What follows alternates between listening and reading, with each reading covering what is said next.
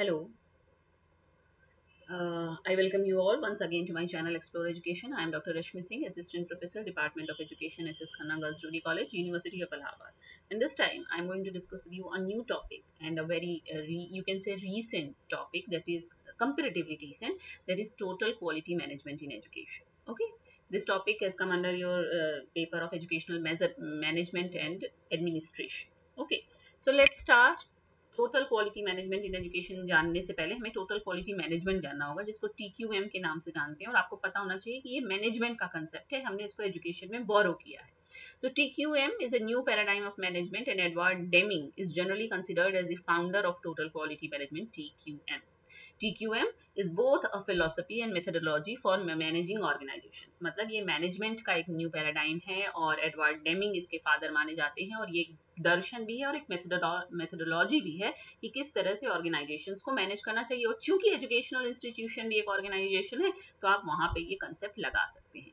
TQM includes a set of principles, tools and procedures that provide guidance in the practical affairs of running an organization। इसमें सिद्धांत आते हैं, इसके उपकरण हैं, इसके तरीके हैं कि कैसे आप एक इंस्टीट्यूशन को, एक ऑर्गेनाइजेशन को बढ़िया तरीके से चला सकते हैं, उसके गाइडिंग प्रिंसिपल्स हैं इसमें। TQM is a practical but strategic approach to running an organization that focuses on the needs of its customers and clients। ये एक अप्रोच है जिससे आपको पता चलता है कि आप, चूंकि देखिए मैनेजमेंट का कंसेप्ट है इसलिए यहाँ कस्टमर और क्लाइंट की बात हो रही है, पर हमारे यहाँ कस्टमर हमारा स्टूडेंट ही है, तो ये कस्टमर की नीड पे फोकस करता है। It rejects any outcome other than excellence. मतलब इसमें आपको सिर्फ और सिर्फ एक्सीलेंट बनने पर बल है। It can be thought of as a philosophy of continual improvement only achievable by and through people.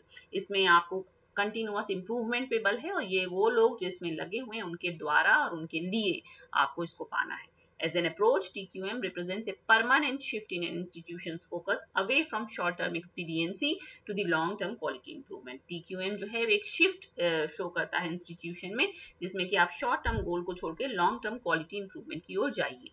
To create a continuous improvement culture, managers have to trust their staff and to delegate decisions to the appropriate level to give staff the responsibility to deliver quality within their own sphere। जब आप TQM की बात करते हैं तो जो कि management का कंसेप्ट है, तो जो मैनेजर्स हैं उनको अपने स्टाफ पे ट्रस्ट करना होगा। जब एजुकेशन की बात करेंगे तो जो प्रिंसिपल है, जो मैनेजर है, जो एडमिन, उसको अपने टीचर्स पे ट्रस्ट करना होगा, जिससे कि वो बेस्ट अपना क्वालिटी डिलीवर कर सकें। It is a management philosophy which aims at the effective use of the material and human resources of an organization। तो यानी कि ऑर्गेनाइजेशन में जो भी मटेरियल और ह्यूमन रिसोर्स हो, उसका जब आप बेस्ट यूज करेंगे तभी आप TQM को पा सकते हैं। Although TQM was developed for industrial purposes, after the 1990s, TQM began to attract the attention of academicians in higher education who saw its potential to increase the efficiency of the education offered in universities and colleges। मतलब कि ये industry के लिए बनाया गया, लेकिन 1990 के बाद से एकेडमिशियंस का इंटरेक्शन इसने सीख किया और ये यूनिवर्सिटीज और कॉलेजेस में भी अप्लाई किया जाने लगा। It is a topic of great consequence in business and academic circles too। At the beginning, the philosophy of TQM was developed by W. Edwards Deming। ये बता दिया आपको। To improve the efficiency of flexible work teams in US industry before the Second World War। Second World War से पहले US industry को क्या नाम है वो करने के लिए, US इंडस्ट्री को फ्लरिश करने के लिए ये एडवर्ड डेमिंग का कंसेप्ट था। Although TQM was originally intended for the development of industrial sector, the Deming expressed that the management principles could be applied equally to the service sector, which also includes education। ठीक है, इतना समझ में आ गया आपको। अब हम बात करते हैं इसकी डेफिनेशन की। तो it is an evolving concept, मतलब still evolving, that changes as new concepts and methods which develops. According to Strickland and Wither, the most comprehensive definition of TQM is both a philosophy and set of guiding principles। बार बार ये बात निकल के आ रही है कि एक दर्शन भी है और ये गाइडिंग नीति निर्देशक सिद्धांतों का समुच्चय भी है। That represent the foundation of continuously improving organization। जिसका मुख्य उद्देश्य, जिसका फाउंडेशन किस पे बेस्ड है कि जो ऑर्गेनाइजेशन है उसमें हमको सतत सुधार लाना है। It is the application of quantitative method and human resources to improve the materializing services supplied to an organization। जो भी इसमें ह्यूमन रिसोर्स लगा हुआ है उसको इस तरह से इंप्रूव करना है ताकि जो सर्विसेज निकल के आ रही हैं वो बढ़िया हो। All the processes in an organization and the degree to which the needs of the consumer are met now and in the future। मतलब जो कंज्यूमर है आपका, उसकी जो आवश्यकता है उसको आप किस हद तक पा सकते हैं आज, अभी और भविष्य में भी, ये इसकी डेफिनेशन मानी जाती है। बढ़िया। और प्रिंसिपल्स किन पे, प्रिंसिपल्स पे बेस्ड है ये, तो जैसे कि लीडरशिप, नेतृत्व, रेस्पेक्ट, इंटीग्रिटी, ट्रस्ट, विश्वास, ईमानदारी, commitment, customer satisfaction, openness and high ethics, clarity of vision, आपका विजन क्लियर होना चाहिए, प्रॉब्लम सॉल्विंग कैपेसिटी होनी चाहिए मैनेजर के पास, कंटिन्यूअस इंप्रूवमेंट और टोटल इन्वॉल्वमेंट की बात हो, ट्रेनिंग और एजुकेशन की बात हो, ownership of problems, reward and recognition, error prevention, team work, instinct, motivation, consistency and good communication. इतने सिद्धांत हैं जिसपे ये काम करता है, और सारे सारे सिद्धांत किस तरफ जा रहे हैं, एक सुधार की तरफ जा रहे हैं कि हमारे अंदर बढ़िया कम्युनिकेशन हो, हम कंसिस्टेंटली काम करें, हमारे पास मोटिवेशन हो, टीम वर्क से काम करें, है ना, ये सारी बातें। फिर इसके एलिमेंट्स क्या हैं, तो 4 एलिमेंट की बात की जाती है। फोकस ऑफ द कस्टमर, आपको कस्टमर पे फोकस करना है, कंटिन्यूअस इंप्रूवमेंट की बात है, टोटल पार्टिसिपेशन चाहिए, सब लोग इन्वॉल्व होंगे तभी आप टीक्यूएम पा सकते हैं, और सोसाइटल नेटवर्किंग भी आपको करनी होगी। और बार बार ये बात निकल के आ रही है कि although TQM was created for the world of business, it has had a strong influence on leadership practices in education. World bank proposed 5 basic factors that more specifically define the actions of an effective leader. उन्होंने कहा कि कोई भी effective leader अगर education में specially है, तो मतलब वैसे इन जनरल है बट एजुकेशन में आप इसको लगा सकते हैं, तो उसके पास 5 मुख्य बेसिक फैक्टर होने चाहिए। टीम वर्क के साथ काम कर सकता हो, वो उसको कंटिन्यूअस इंप्रूवमेंट की चाहत हो, ट्रस्ट बिल्डिंग हो, मतलब जो मेंबर्स हैं वो उस पर ट्रस्ट करें, and eradication of change agency भी है, and eradication of short term goals. हमें शॉर्ट टर्म गोल को हटाते हुए ध्यान में कम रखना है, हमको लॉन्ग टर्म गोल पे ज्यादा ध्यान देना है। अब अगर टीक्यूएम एजुकेशन की बात करें तो अच्छा ये बार बार आ रहा है, डब्ल्यू एडवर्ड्स डेमिंग का कंसेप्ट है भाई, अब याद हो गया होगा आपको, और आपको शिफ्ट करना है फोकस आपका ऑर्गेनाइजेशन का towards a superior quality of products and services, and TQM approach in education involves not only achieving high quality but also influencing all segments of the educational process such as organization, management, interpersonal relations, material and human resources etc. हमको सिर्फ quality नहीं बढ़ानी बल्कि पूरी प्रक्रिया, संगठन, management, अंतर वैयक्तिक संबंध, आपके भौतिक और मानव संसाधन सबको की क्वालिटी बढ़ानी है।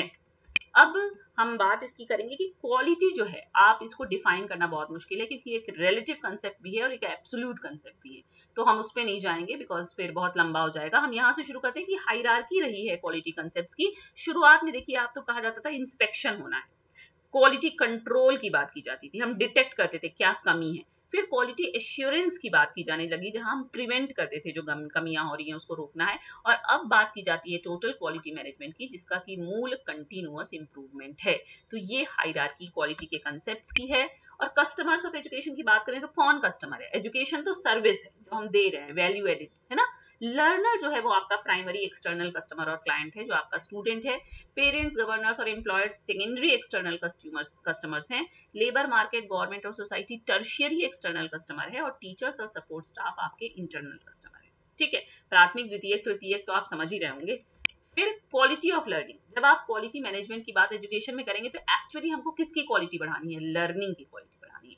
Education is about learning, TQM is to have relevance in education, it needs to address the quality of the learner's experience। हमको लर्नर का एक्सपीरियंस बढ़ाना है, उसको इंडिविजुअलाइज्ड ट्रीटमेंट देना है, डिफरेंशिएट करना है, हमको लर्नर को अवेयर करना है कि उसके पास कितनी तरीके के लर्निंग मेथड्स अवेलेबल हैं, किस तरह से आप उसकी नीड को अंडरस्टैंड करते हैं, किस तरह से आप उसको चॉइसेस प्रदान करते हैं, किस तरह से आपने फ्लेक्सिबल लर्निंग एनवायरनमेंट उसको देना है।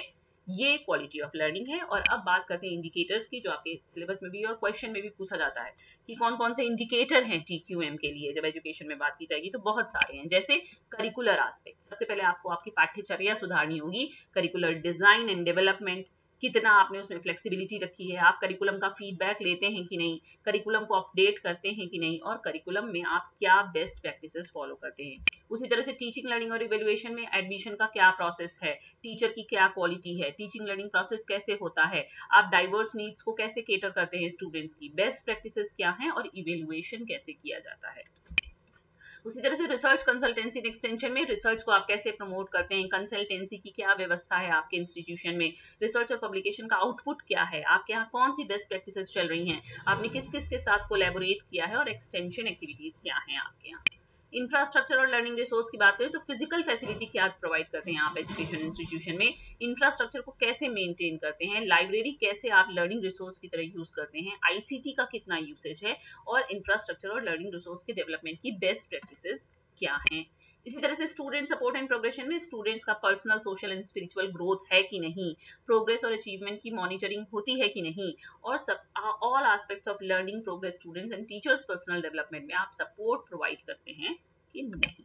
और गवर्नेंस एंड लीडरशिप में इंस्टीट्यूशन का विजन और लीडरशिप कैसी है, फाइनेंस का कैसे मैनेजमेंट होता है, रिसोर्स कैसे मोबिलाइज किया जाता है, ह्यूमन रिसोर्स का मैनेजमेंट कैसे होता है, ऑर्गेनाइजेशनल अरेंजमेंट क्या है और बेस्ट प्रैक्टिसेस क्या है गवर्नेंस और लीडरशिप में। और last but not least innovative practices क्या है आपके यहाँ, इंटरनल क्वालिटी एश्योरेंस का क्या सिस्टम है, इंक्लूसिव प्रैक्टिसेस कौन सी फॉलो की जाती है और स्टेक होल्डर के साथ आपका रिलेशनशिप क्या है। So it is TQM in education. In short, it is a very broad topic, but you have to deal with your dimension somewhere. So it is, I think it is sufficient to write an answer and to understand the conceptual clarity of the TQM in general and TQM in education in particular. So thank you, and don't forget to like and subscribe my channel. Explore it.